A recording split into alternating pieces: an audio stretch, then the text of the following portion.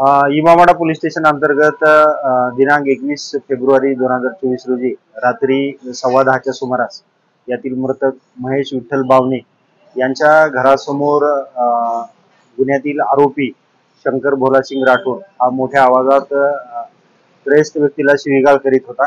त्यावेळेस मृतक ने त्याला हमारे घर पर फंक्शन है, यहाँ रिश्तेदार आए हुए हैं, आप यहाँ ऐसी बात मत करो असे हटकले असता त्याचा मनात राग धरून त्याने कुठल्या तरी धारदार शस्त्राने मृतकच्या छातीवर वार करून त्याला गंभीर जखमी करून त्यांचा खून केलेला आहे।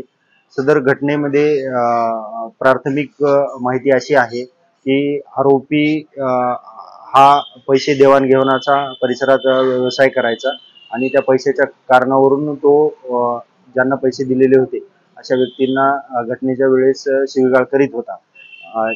ही शिवीगाळ मृतकच्या घरासमोर होत होती।